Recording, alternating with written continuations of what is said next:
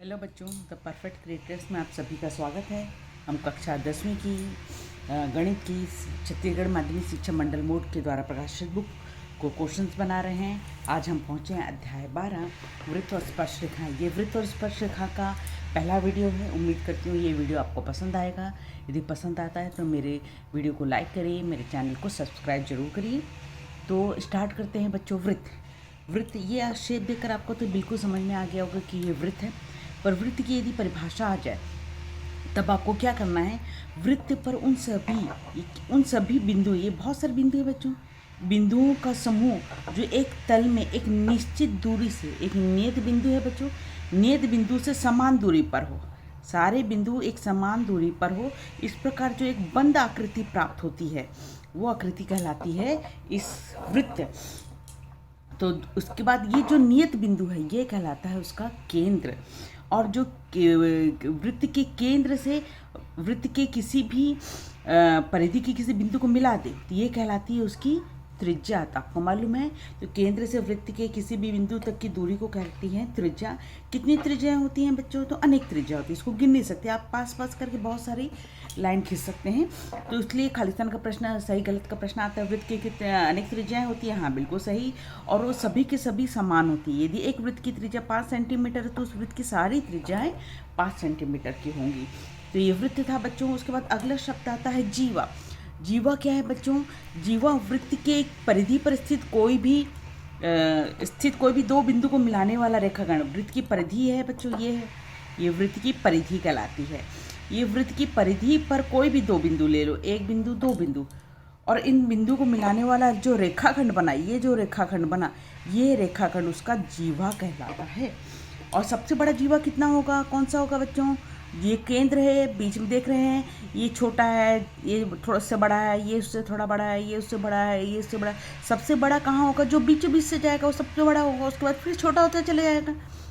तो सबसे बड़ा बीच वाला होगा, जो बीचों बीच जाएगा वो कहाँ से जाता है? केंद्र से जाता है। जो केंद्र से जाती है लाइन क्या कहलाती है? त्रिज्या की डबल परिधि कहलाती है। तो वृत्त की सबसे बड़ी जीवा क्या होती है? व्यास होती है। ये भी खालिस्तान का प्रश्न है बच्चों।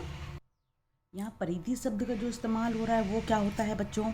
ये वृत्त जो देख रहे हैं, वृत्त के अनुदिश, ये वृत्त है ऐसा, इसके अनुदिश यहाँ से एक बिंदु से स्टार्ट होके इसी के सीधा नहीं चलना है, इसी के अनुदिश गोल गोल चलकर इस दूरी को नाप ले, या एक तार ले लें जो ऐसा गोल बना लें और तार को सीधा करके नाप ले, तो ये जनरली क्या कहलाती है? परिमाप। परंतु वृत्त के उसमें उसको कहा जाता है परिधि। तो ये कहलाती है उसकी परिधि।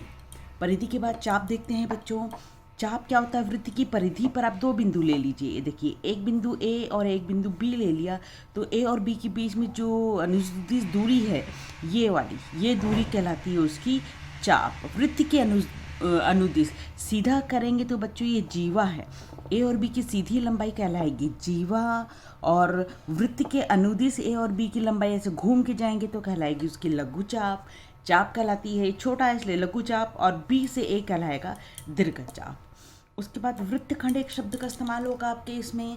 वृत्तखंड क्या है? ये जीवा है बच्चों। इस जीवा और चाप के बीच में ये जो क्षेत्र है ये कहलाता है वृत्तखंड।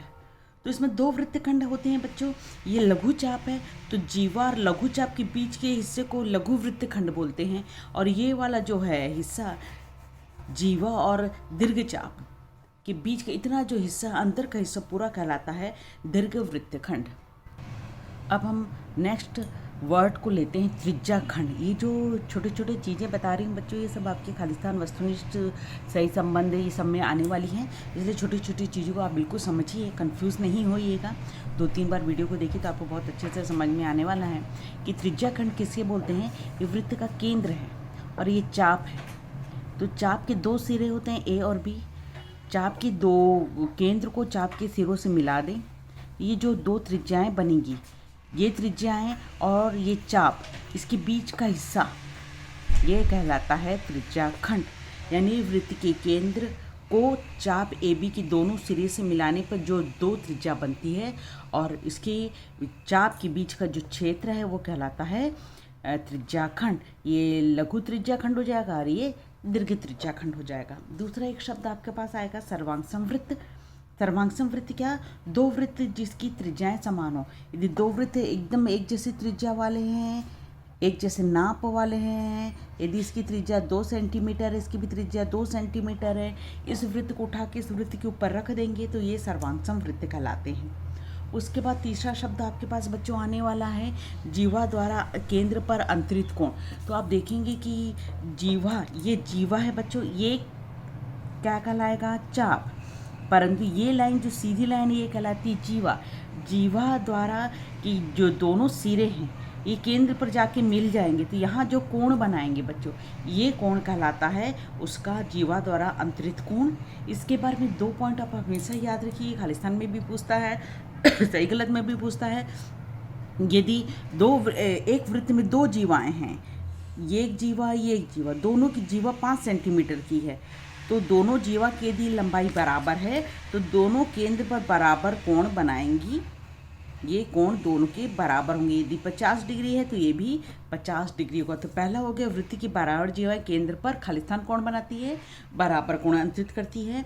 दूसरा ये है कि जीवा की लंबाई अधिक होगी बच्चों, जैसे जैसे आप जीवा की लंबाई को देखोगे तो कोण भी तुम्हारा आपका केंद्र पर अंतरित कोण भी क्या होता चला जाएगा, अधिक होता चला जाएगा। और यदि जीवा की लंबाई कम करते चले जाएंगे तो केंद्र पर अंतरित कोण भी धीरे धीरे कम हो जाता है। तो अब हम कुछ प्रमेय करने जाते हैं, करते हैं बच्चों, इंपॉर्टेंट प्रमेय है। अब प्रमेय नंबर 1 ले रहे हैं बच्चों, मोस्ट इंपॉर्टेंट प्रमेय, कई बार आया हुआ बोर्ड एग्जाम में प्रमेय है।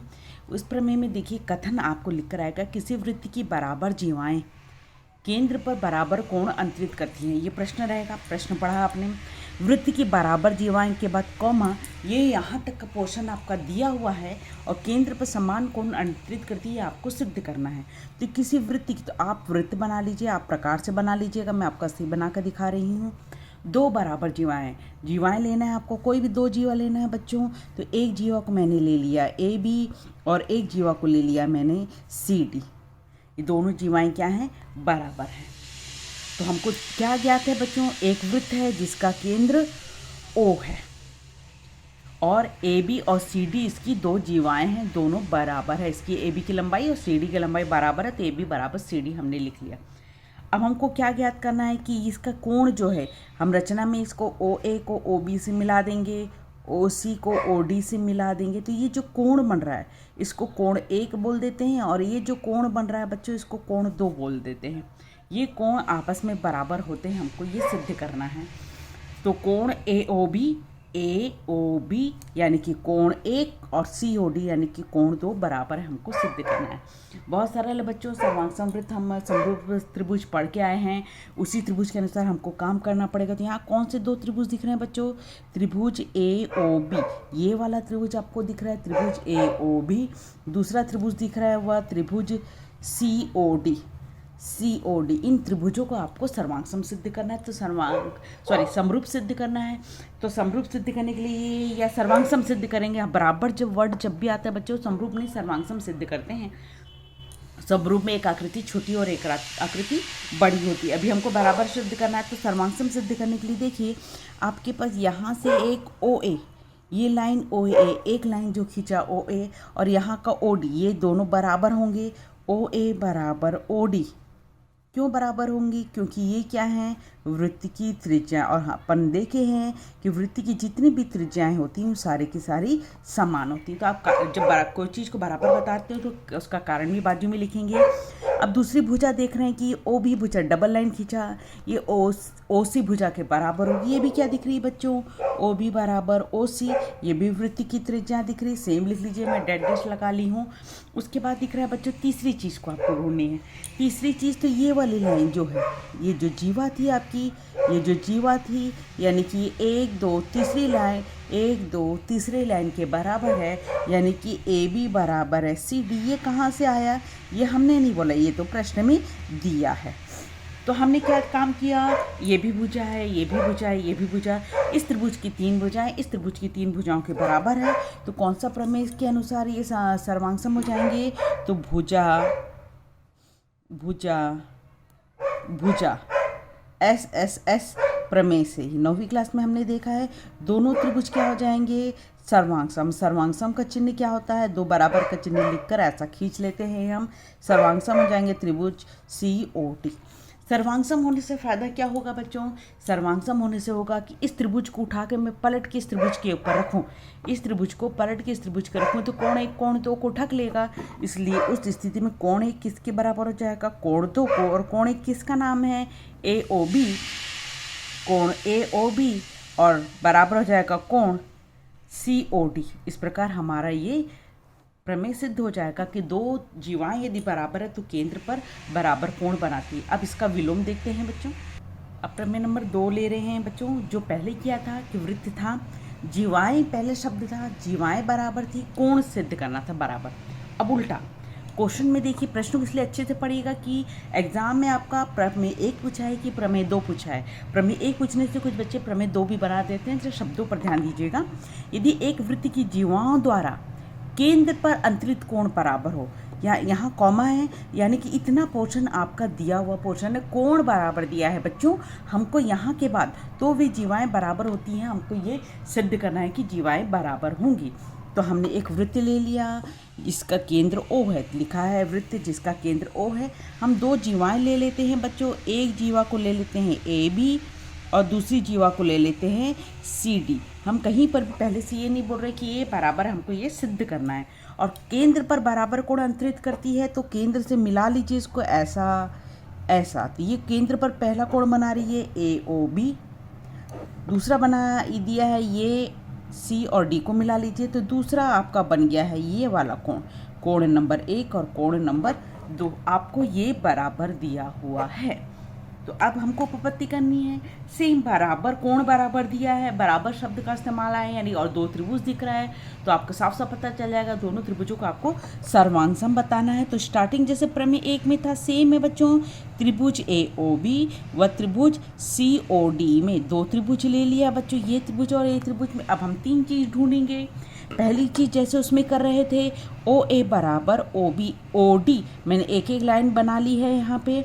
तो OA बराबर OD लिख लीजिए, वृत्त की त्रिज्या लिख लीजिए, वृत्त की त्रिज्या। और आप जानते हैं जितनी त्रिज्या होती है सारी की सारी समान होती हैं। अब दूसरा देख लेते हैं हम, यहाँ का डबल लाइन बना रही हूँ OB, यहाँ पर डबल लाइन बना रही हूँ OC, तो यहाँ पर OB बराबर OC हो जाएगा और ये भी वृत्त की त्रिज्या है। तो 2 चीज़ तो पहले में भी सेम थी, इसमें भी सेम थी। तीसरी चीज़ इसमें प्रश्न में क्या दी है, हमको दिया है कि कोण 1 बराबर कोण 2, या AOB कोण COD के बराबर है। तो कोण AOB कोण COD ये कहाँ से आया बच्चों? ये दिया है प्रश्न में। तो हमने क्या काम किया, इस वाले प्रमेय में ये भुजा लिए है, ये भुजा, इसलिए निशान लगाते हैं बच्चों तो आपको आसानी होगी। ये भुजा का इस्तेमाल हुआ है, इस भुजा का इस्तेमाल हुआ और उसके बीच का कोण का इस्तेमाल हुआ है। देख लीजिए, ये भुजा का इस्तेमाल हुआ है दूसरे त्रिभुज में देखिए, और इसके बीच के कोण का इस्तेमाल हुआ है। यदि एक त्रिभुज में देखेंगे तो बच्चों 2 भुजाएं और इसके बीच के कोण को हमने दूसरे त्रिभुज की संगत 2 भुजाओं और इसके बीच के कोण के बराबर किया है। तो 2 भुजा और इसके बीच का कोण है, तो इस प्रमेय को बोलते हैं भुजा कोण भुजा प्रमेय। तो भुजा कोण भुजा, 2 भुजाओं के बीच में कोण है, इसलिए भुजा कोण भुजा प्रमेय से दोनों त्रिभुज क्या हो जाएंगे बच्चों? सर्वांगसम हो जाएंगे। तो त्रिभुज AOB सर्वांगसम हो गया त्रिभुज COD। तो क्या होगा बच्चे? सर्वांगसम होंगे तो संगत भुजाएं बराबर होगी। तो संगत भुजाएं लिखिए, तो संगत भुजाएं बराबर होंगी। तो सर्वांगसम सिद्ध करने का क्या मतलब है कि इस त्रिभुज को AOB को उठा के इस त्रिभुज के ऊपर पलट दे तो हमारी AB भुजा किस भुजा को ढक लेगी बच्चों? CD भुजा को ढक लेगी। ये इस भुजा इसको ढकी तो ये इसकी संगत भुजा और दोनों एक दूसरे को ढक लेंगे, यानी कि दोनों की लंबाई बराबर हो जाएगी। तो ये AB बराबर CD हो जाएगा और इस प्रकार ये प्रमेय हमारा सिद्ध हो जाता है। अब प्रमेय नंबर 3 देखते हैं बच्चों। मोस्ट इम्पॉर्टेंट क्वेश्चन है, कई बार बोर्ड एग्जाम में आया हुआ है, इसके पर आधारित कई प्रश्न भी आते रहे हैं। इसलिए आप प्रमेय 1 प्रमेय 2 जब करते हैं उसके कथन को बिल्कुल याद कर लीजिए, ताकि कथन पर बेस्ड कोई यदि क्वेश्चन आता है तो आप उसको आसानी से ईजिली बना पाएँ। तो अब प्रमेय 3 का कथन क्या बोलता है, यदि वृत्त के केंद्र से, तो आप तुरंत एक वृत्त बना लीजिए, उसका केंद्र बना लीजिए, केंद्र से जीवा पर डाला गया लंब, जीवा शब्द का इस्तेमाल हुआ है तो आप जानते हैं ये लाइन जीवा है, ये इस लाइन को जीवा बना लीजिए तुरंत। केंद्र से ये जीवा है, पर डाला गया लंब, लंब डालना है, इस एक लंब डाल लीजिए। लंब है इसका मतलब ये 90 डिग्री है बच्चों, और ये भी 90 डिग्री है, जिसको कोण 1 और इसको कोण बोल देते हैं 2 बोल देते हैं। तो यहाँ तक का बात दिया है लंब। अब आगे का जो कथन है बच्चों वो सिद्ध करने वाला पोर्शन है। जीवा को समद्विभाजित करता है। तो देखिए जब लंब डाले तो जीवा 2 पार्ट में बट गई, AM और ME, MB समद्विभाजित समान भागों में बढ़ता है, यानी दोनों बराबर है, यानी मेरे को सिद्ध करना है AM और MB। तो आप दिया में क्या लिखेंगे, एक वृत्त है जिसका केंद्र O है, AB एक जीवा है, OM लंब है, AB पर लंब का चिन्ह ये होता है, OM लंब है, AB इतना काम हमको दिया है, ज्ञात है। सिद्ध करना में हमको ये भाग बराबर सिद्ध करना है, AM बराबर MB है, तो हमने लिख लिया AM बराबर MB। अब रचना में हमको तो त्रिभुज बना हुआ दिख नहीं रहा है बच्चों, तो त्रिभुज बनाने के लिए हम क्या काम करेंगे, O को A से मिलाया, O को B से मिलाया, ये आपका हो गया रचना के पद, दोनों हो गए रचना के पद। अब हमारे पास उपपत्ति में स्टार्ट करते हैं बच्चों प्रश्न करना। तो हमारे पास इस फिर से 2 त्रिभुज दिख रहे हैं, सर्वांगसम बताना है, बराबर शब्द का इस्तेमाल हुआ तो सर्वांगसम है। यहाँ पर कौन सा त्रिभुज लेंगे, त्रिभुज OMA OMB। तो त्रिभुज हुआ हमारे पास OMA व त्रिभुज OMB, ये 2 त्रिभुज लिया हमने। अब 2 त्रिभुज में फिर से हमको 3 चीज को ढूंढना है, वो बराबर, चाहे वो भुजाएं हो सकती हैं 3 या 2 भुजा एक कोण हो सकता है। तो आप देखते हैं यहाँ पर देखते हैं हमारे पास कौन सा अवेलेबल है, कौन सी चीज़ अवेलेबल है। तो हमको जो सिद्ध करना है उसको कभी भी लेकर नहीं चलना बच्चों, हमको सिद्ध करना है AM बराबर MB, इसको नहीं लेकर चलना। अब देखते हैं यहाँ से देख रहे हैं बच्चों ये OL है और ये OB है, ये क्या है बच्चों, OA और OB दोनों तो वृत्त की त्रिज्याएं हैं, और जानते हैं वृत्त की त्रिज्याएं समान होती हैं, तो लिख लीजिए वृत्त की त्रिज्या। तो एक हमको भुजा मिल गई। अब हम दूसरी चीज को ढूंढने चलते हैं बच्चों। तो लंब शब्द का इस्तेमाल हुआ है तो उसका इस्तेमाल भी तो करेंगे। हमको कोण 1, इस त्रिभुज का कोण 1, इस त्रिभुज का कोण 2 बराबर है, कोण 1 बराबर कोण 2 क्यों बराबर है, क्योंकि दोनों 90 डिग्री है, प्रत्येक 90 डिग्री, और ये कहाँ से आया भाई, दिया है, तो आपने इसको लिख लिया। ठीक, अब तीसरी चीज़ देखनी है बच्चों। तीसरी चीज़ में आप देख लीजिए, ध्यान से देखेंगे आपके, तो ये OM वाली जो लाइन है, इस त्रिभुज को बनाते वक्त भी OM आ रहा है, और ये जो OM है वो इस त्रिभुज को बनाते वक्त भी OM का इस्तेमाल हो रहा है, यानी OM इस त्रिभुज में भी है, इस त्रिभुज में भी है, इसलिए हम लिखेंगे OM बराबर OM, और इसको बोलते हैं उभयनिष्ठ भुजा। तो उभयनिष्ठ भुजा हम लिख लेते हैं।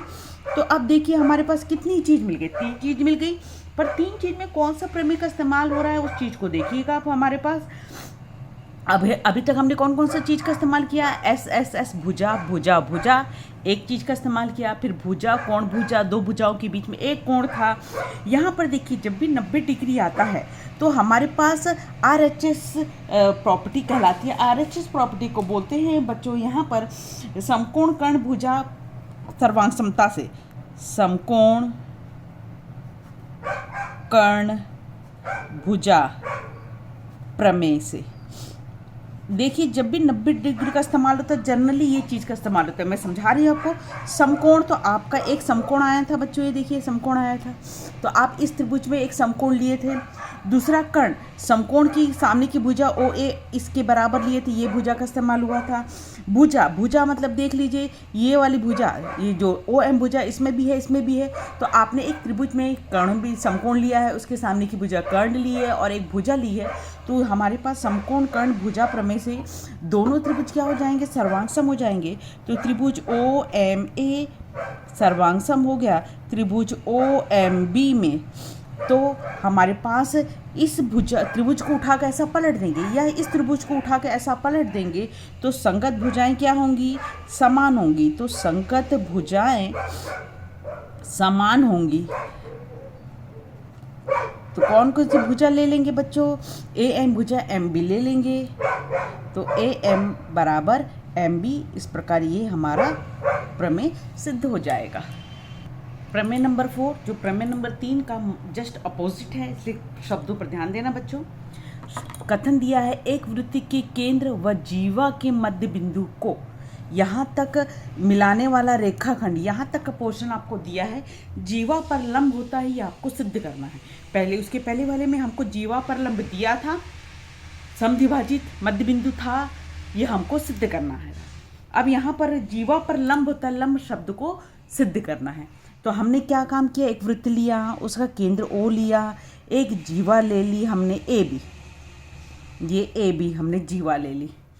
अब हमको क्या करना है, ये AB, इसमें हम मध्य बिंदु ले लेते हैं M, क्योंकि M AB का मध्य बिंदु है। मध्य बिंदु है यानी कि बच्चों ये भाग और ये भाग बराबर है, बीचों बीच है M, इसका मतलब दोनों पोर्शन बराबर है। हमको सिद्ध करना है कि ये जो OM है, ये जो लाइन है, इस पर लंब है। लंब है यानी कि आपको 90 डिग्री बताना है।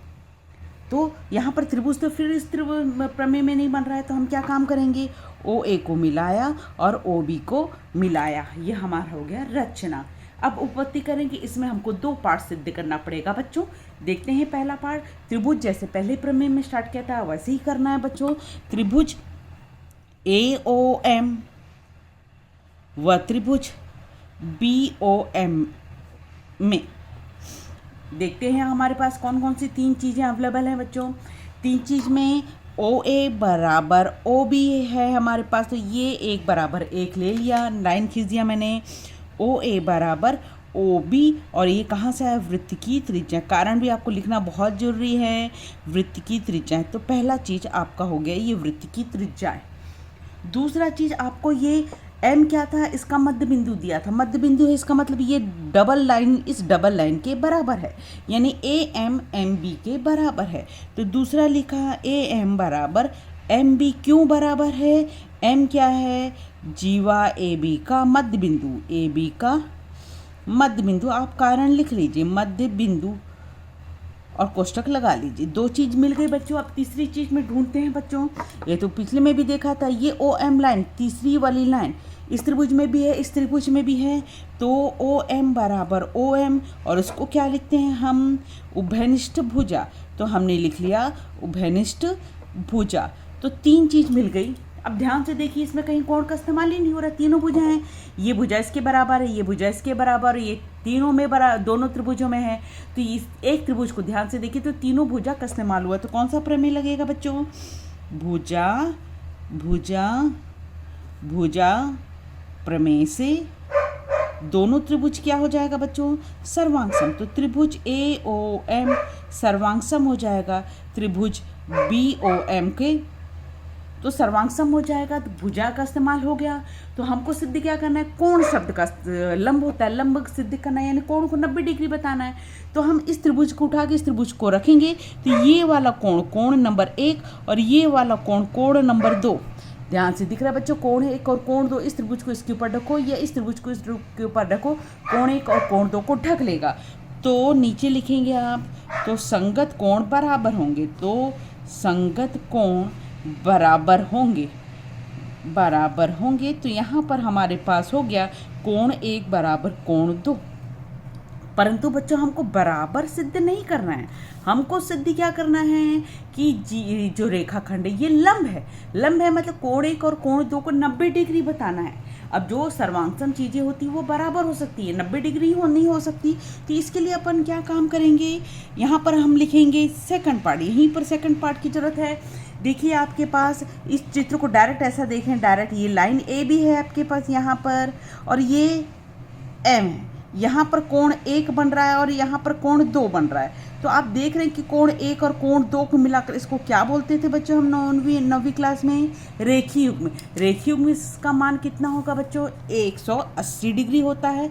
तो रेखीय युग्म से आप लिखिए, रेखीय युग्म से कि कोण 1 और कोण 2 को मिलाकर दोनों 90 डिग्री होता है बच्चों। परंतु कोण 1 की जगह 2 लिख लीजिए, 2 की जगह 1 लीजिए, तो 1 को 1 ही लिखा और कोण 2 की जगह भी 1 लिख लिया हमने। कहाँ से लिखा है, 1 से लिख लिया। तो कोण 1 कितने बार आ रहा है बच्चों, कोण 1 2 बार आ गया, तो 2 बार हो गया कोण 1 बराबर, ये 180 है बच्चों, मैं 90 लिख रही हूँ, 180, ये 180, तो ये 180 हुआ। कोण 2 उधर जाके गुणा से भाग हो जाएगा तो 180/2 हो गया, तो ये आ गया 90 डिग्री। इसका मतलब है कि कोण 1 बराबर कोण 2 दोनों 90 डिग्री हो गया, 90 डिग्री हो गया। इसका साफ मतलब है बच्चों कि यहाँ पर ये 90 डिग्री बना रहा है, इसका मतलब ओ एम ए बी पर क्या है, लंब है। तो आप इसको लिख लीजिए, अतः ओ एम लंब है ए बी पर, और इस प्रकार ये हमारा प्रमेय सिद्ध हो जाएगा। इस प्रकार आज हमने 4 प्रमेय किया है। चारों प्रमेय मोस्ट इंपॉर्टेंट है, इसको बिल्कुल अच्छे से समझिए। और नेक्स्ट प्रश्नावली ए के इसी पर आधारित प्रश्न को हम बनाएंगे। तो आज आपने क्या देखा है कि एस एस एस प्रमेय से दोनों त्रिभुज सर्वांग सम हो जाता है। एस ए एस 2 भुजा और इसके बीच के कोण के प्रमेय से भी दोनों त्रिभुज सर्वांग सम हो जाते हैं। और आर एच एस प्रॉपर्टी से भी दोनों त्रिभुज सर्वांग सम हो जाते हैं। समकोण, भुजा, कर्ण और भुजा, ये प्रमेय। तो ये 3 प्रमेय का इस्तेमाल हमने 2 त्रिभुजों को सर्वांग सम बताने के लिए किया है बच्चों। तो उम्मीद करती हूँ आज का वीडियो आपको पसंद आएगा बच्चों। बिल्कुल ध्यान से करिए, ये चैप्टर थोड़ा सा समझने में दिक्कत आती है, इसलिए आप उसको लिख कर करिए। थोड़ी थ्योरी पोर्शन है, और आगे नेक्स्ट क्लास में मिलते हैं बच्चों। तब तक के लिए टाटा बाय बाय।